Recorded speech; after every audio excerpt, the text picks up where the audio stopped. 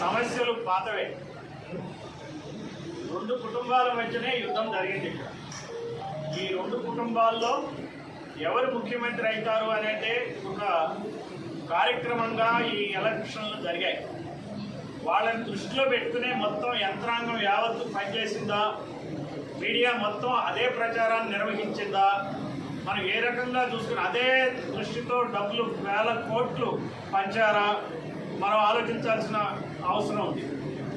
ఎవరేమైనప్పటికీ cabinet కనుక క్యాబినెట్లో మంత్రి పదవులు కనుక చూస్తే ఎప్పుడు కూడా బహుజనులకి అన్యాయమే జరిగింది. అప్రధానమైనటువంటి శాఖలు ఇస్తూ ఉంటారు. కొత్త ప్రభుత్వం వచ్చినప్పుడు జనరల్గా బహుజనులకి ఇచ్చేది ఏంటంటే లేబర్ మినిస్ట్రీ, లేబర్ మంత్రి అని పిలుస్తారు, మన పిలవటం కూడా. అట్లానే BC welfare minister, SC welfare minister అని ఈ పదవులే ఇస్తారు. ప్రధానమైనటువంటి శాఖలు ఏవైతే ఉన్నాయో, భారీ నీటిపారుదల శాఖ ఉంది, పోలవరం కట్టాలంటే ఇవ్వరు. అది వాళ్ళకి గుప్పెట్టి ఒకవేళ పొరపాటును ఇచ్చినా అది తాళాలు మాత్రం వాళ్ళ దగ్గరే ఉంటాయి, ముఖ్యమంత్రి దగ్గరే ఉంటాయి తాళాలు. పేరుకే అతను ఒక మంత్రిగా కొనసాగుతూ ఉంటాడు. అట్లా ఇండస్ట్రీస్ మినిస్ట్రీ కానీ ఇంకా వివిధ రకాలైనటువంటి ప్రధాన శాఖల్ని బహుజనులకి ఇవ్వరు. బహుజనులకి ప్రధానమైన శాఖలే ఇవ్వటమే కాకుండా వీళ్ళు చేసే అన్యాయం ఇంకోటి ఏంటంటే చాలా తక్కువ శాఖల్ని కేటాయిస్తారు. అసెంబ్లీలో మన క్యాబినెట్లో 26 మంత్రి పదవులు ఉంటాయి. ఒక చీఫ్ మినిస్టర్ తర్వాత 25 మంత్రి పదవులు ఉంటాయి.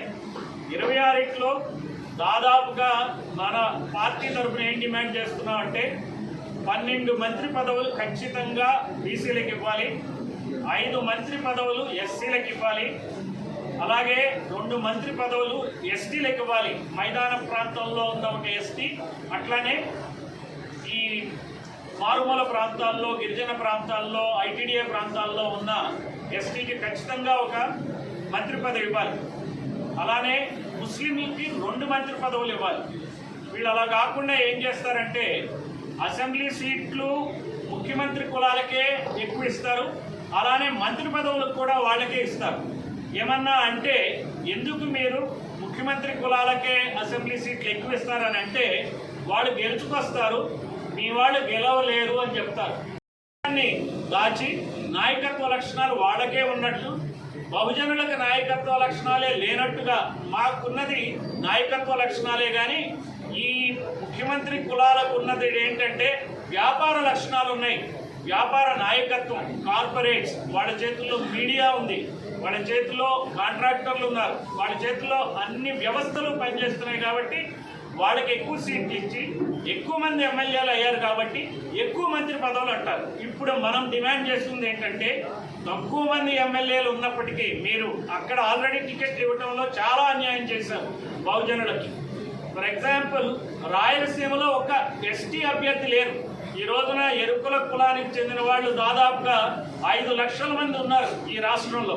వాళ్ళు ఒక్క ఎమ్మెల్యే అభ్యర్థి కూడా ఎవరు టికెట్ ఇవ్వలేరు. రాయలసీమలో అయితే ఒక ఎస్టీ అభ్యర్థి ఉండడు.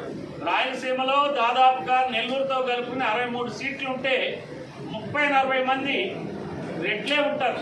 అంటే ఏమిటంటే ఈ ముఖ్యమంత్రి కులాలకే ప్రాధాన్యత ఇస్తున్నారు.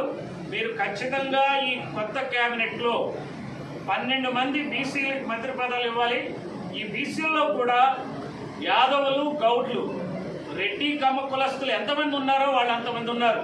కాబట్టి వాళ్ళు ఖచ్చితంగా ఒక్కొక్క కులానికి అటు యాదవులకి 2 మంత్రి పదవులు, అట్లానే గౌడ్లకు కూడా 2 మంత్రి పదవులకు ఇవ్వాలి. ఇంతవరకు అసెంబ్లీలో ఏ మంత్రి పదవులు దక్కని కులాలు ఏవైతే ఉన్నాయో ఆ కులాలలో ఎవరైతే ఎలక్ట్ అయ్యారో వాళ్ళతో ఖచ్చితంగా వాళ్ళకి మంత్రి పదవులు ఇవ్వాలి. ఇంతవరకు మంత్రి పదవులు దక్కని కొన్ని కులాలు ఉన్నాయి, కొంతమంది ఎమ్మెల్యేలుగా అయ్యారు, వాళ్ళకి ఖచ్చితంగా మంత్రి పదవులు ఇవ్వాలి, వాళ్ళు ఏ వర్గంలో ఉన్నప్పటికీ. ఇది మా బహుజన్ సమాజ్ పార్టీ తరఫున డిమాండ్ చేస్తున్నాం. అంతేకాకుండా ఈ రోజున ముఖ్యమంత్రి కులాలు ఈ 2 కులాలు కాకుండా 3వ కులం కాపు వర్గం నుంచి అయినప్పటికీ మాకు అభ్యంతరం లేదు. ఎందుకంటే ఇది రోస్టర్ లాగా మనం ఎప్పుడైతే ముఖ్యమంత్రులు కానీ మంత్రులు కానీ వివిధ కులాలకి ఎప్పుడైతే మనం ఇవ్వటం మొదలు పెడతామో అప్పుడే సమాజంలో మార్పు వస్తుంది, సమానత్వం వస్తుంది, సామాజిక మార్పులు వస్తాయి, ఆర్థికంగా కూడా ఆయా కులాలు ఆయా వర్గాలు బలపడతాయి. ఇప్పటికైనా సరే కళ్ళు తెరవండి.